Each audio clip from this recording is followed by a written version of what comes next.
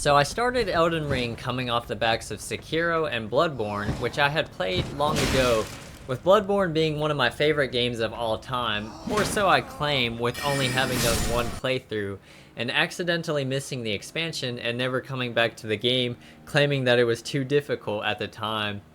Bloodborne was my first Souls game. I remember before Elden Ring came out, seeing trailers and seeing that the story was written by George R.R. Martin and knew the next FromSoft game was going to be a banger. I mean, it's a FromSoft game that's open world and the story is written by George R.R. Martin, the guy that wrote Game of Thrones story. Well, I got my sister's boyfriend obsessed with the entire game series, and personally, I put the game on my backlog after a couple hours of playing it after the game came out on February 25th, which also so happened to be my sister's birthday. I may have made a few jokes claiming it's Elden Ring's birthday soon. So I came back to the game in 2024 and decided to give it a real attempt.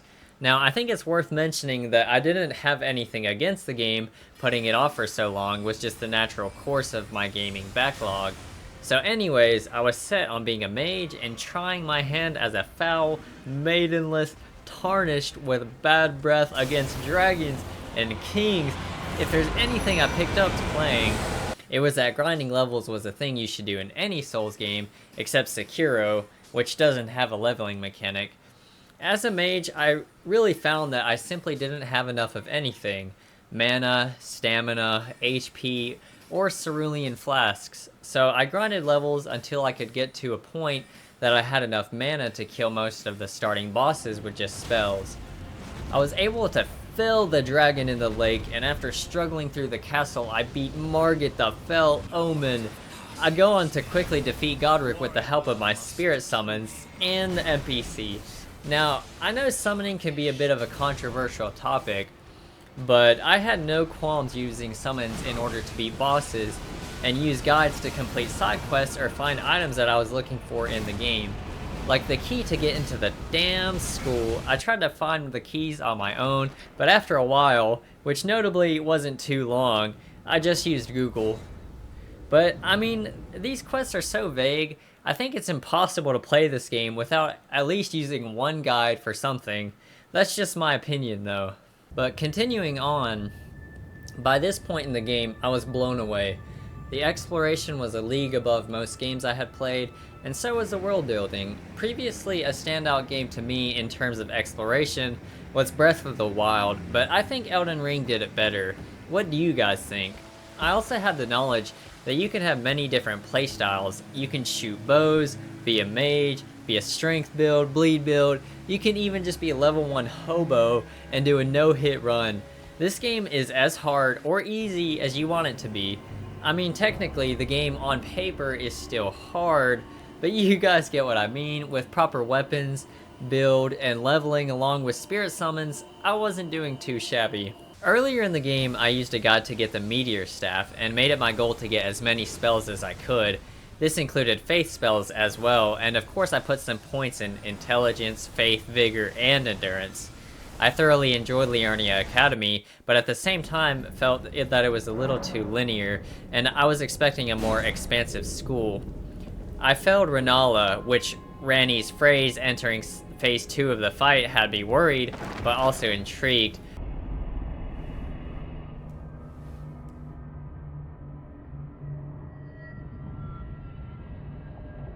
Upon my name as Ranni the Witch.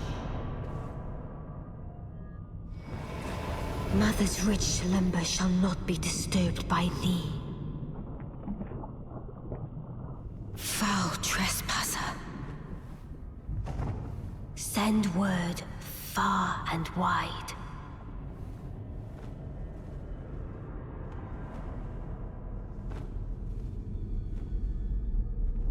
Of the last queen of Caria, Renala of the Full Moon.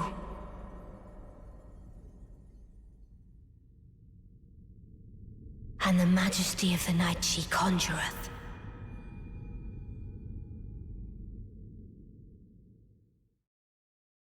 Before I got to this point, I was exploring much around the school. I found the Grand Lift, Caria Manor, and the school.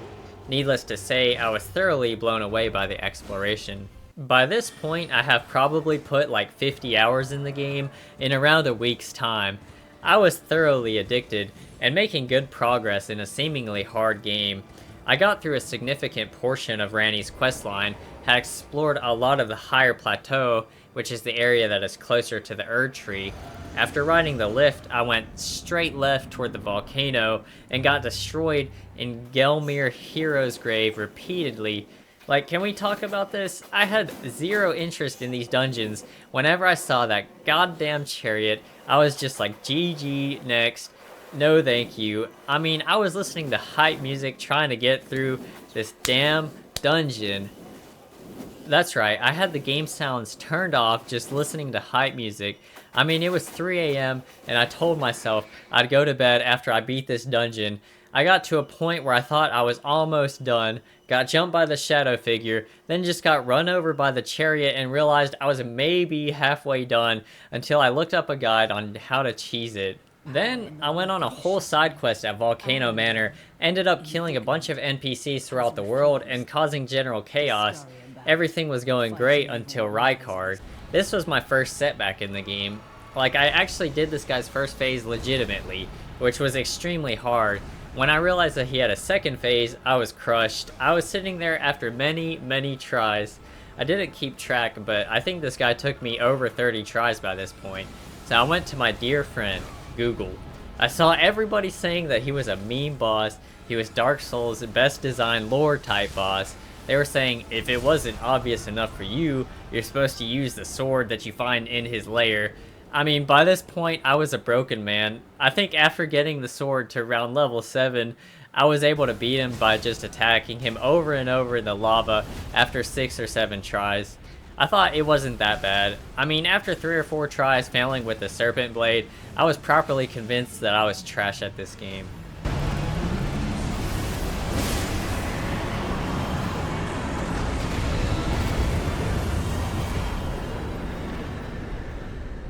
So, I moved on to Leyndell, and was in awe of the amazing scenery and beautiful ruined city.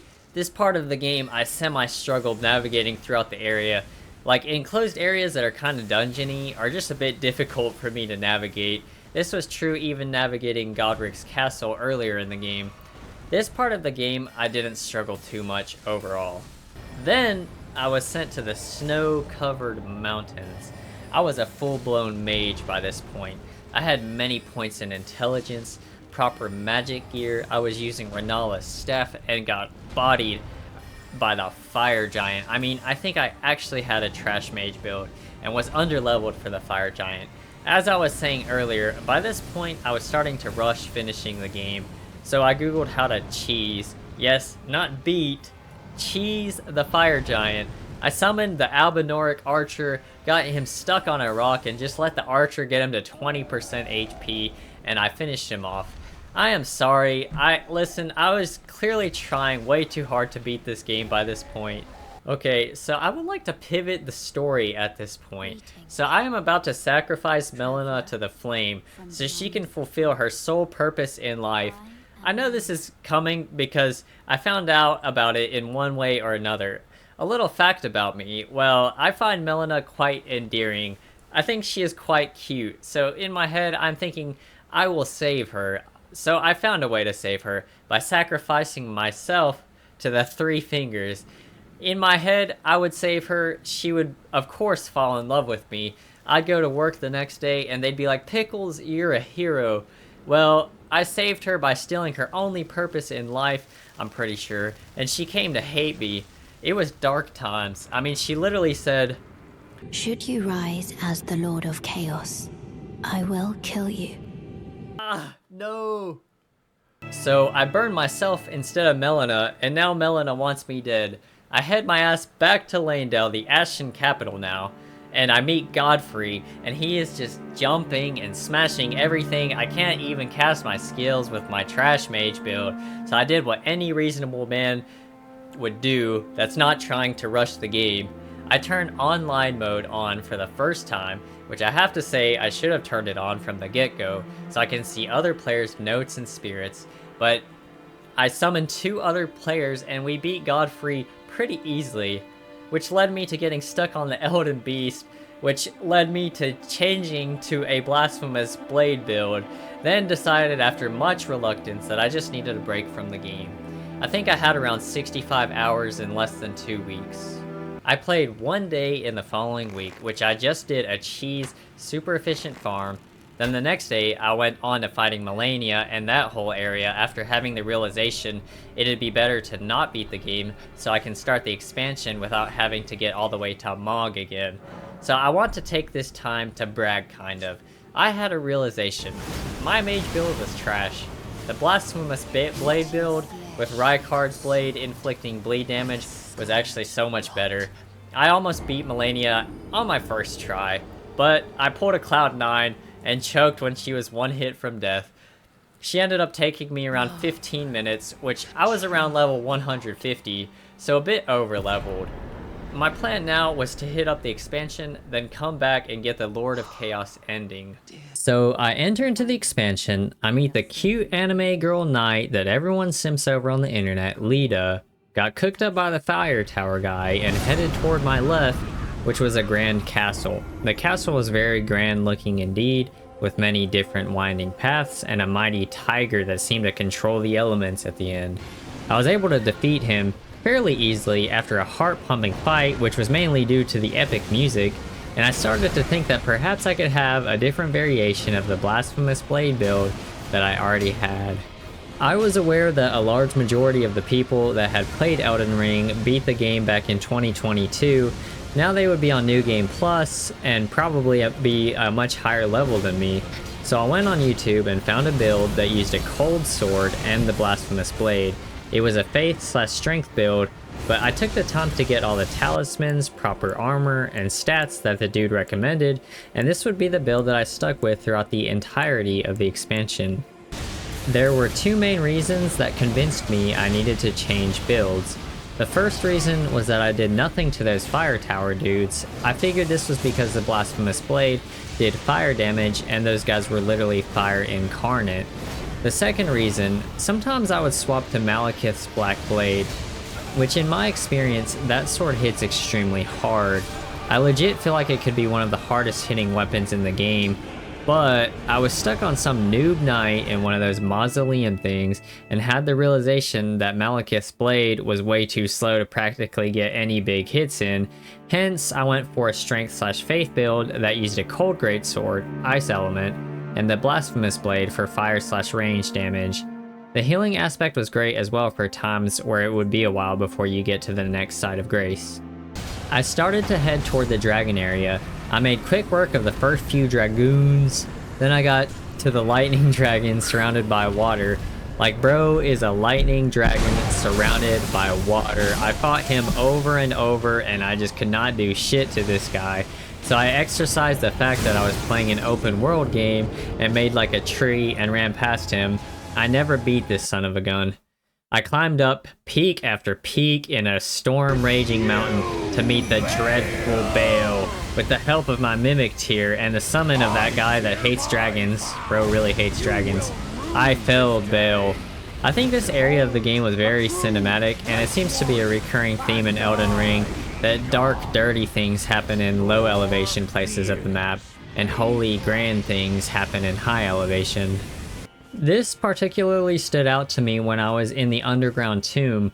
There was one of those cross things that states whatever Miquella left behind there, and way deep underground it said that he left his love behind there. This honestly kind of saddened me. The whole area had a feeling of immense exploration and sadness to me personally.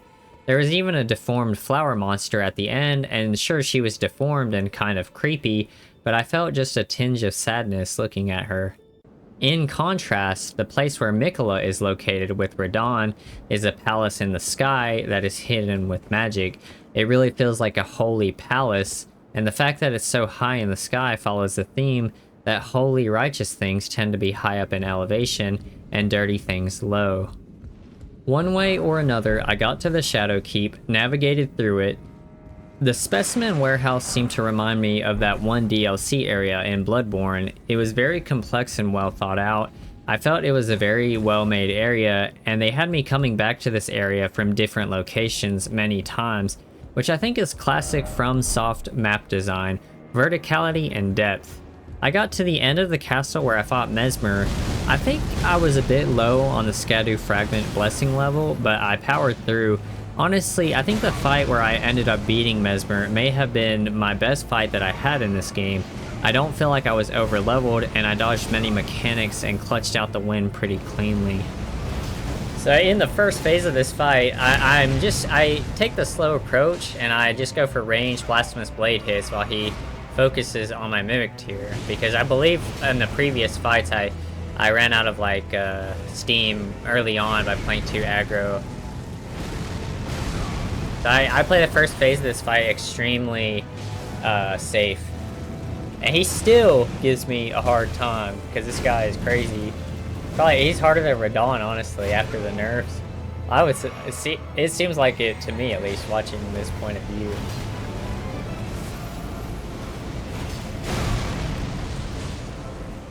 And I'm almost getting into the second phase here.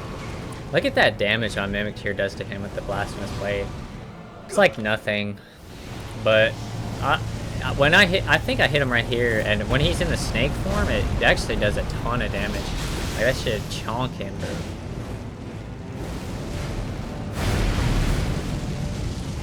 And right here, I'm just spamming evades. I'm waiting for my turn to play the game, and it doesn't come very often in the second phase. You know. So I'm at 1 HP here, by the way. I'm just the discipline to not panic and evade and heal. And I mean, the snake go crazy, bro. He's on me, I'm at 1 HP. I was trying to clutch it out, my heart was pounding. My Mimic Tier leaps onto him, he's doing some crazy snake shit again. I have very low heals left. I get hit in the back by the snake, of course I would. Now he's on me again. My Mimic Tier does like no damage. He does take the aggro though, because he a G.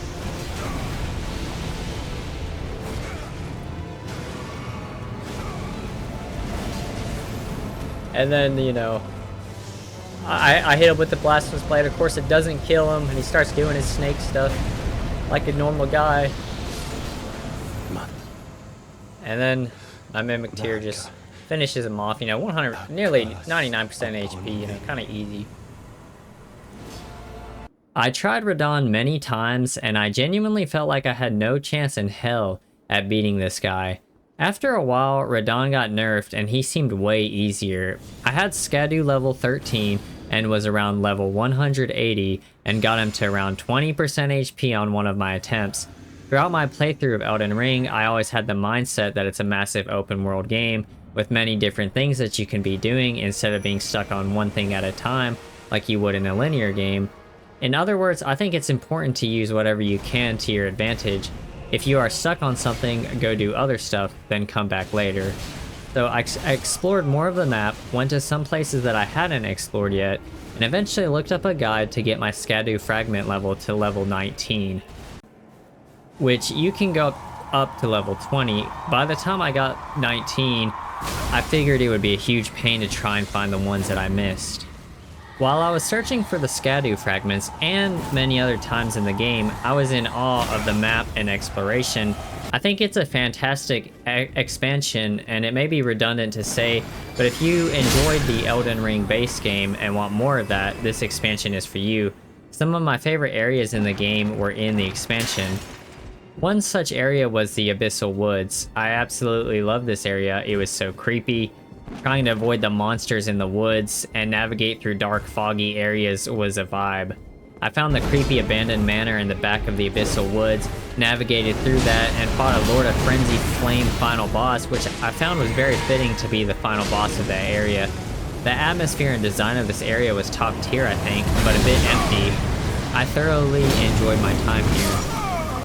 Eventually, I came back to Radahn with Skadu Fragment level 19, and I won and dunned him, which reaffirmed my thinking that if I'm struggling, I'm under-leveled in some way or missing some mechanic.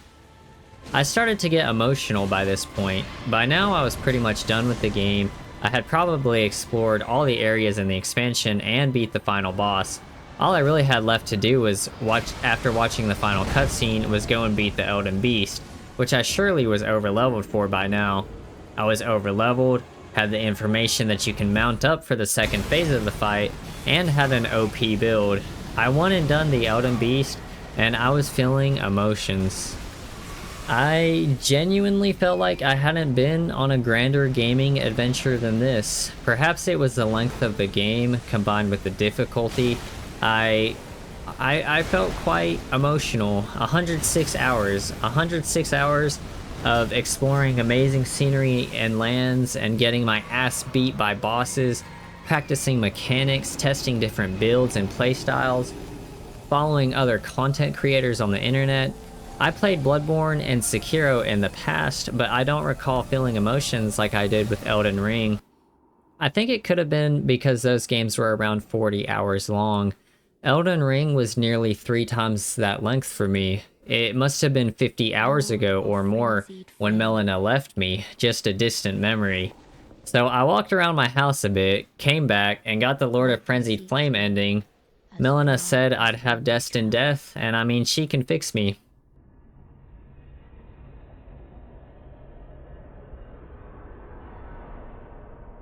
To deliver you what is yours. Destined death. So yeah, that was my journey in Elden Ring. It almost felt unreal beating this game along with the expansion. I think this may be my favorite single player game that I've ever played. What did you guys think of the game? Thank you for taking the time to watch my video, and I'll see y'all later.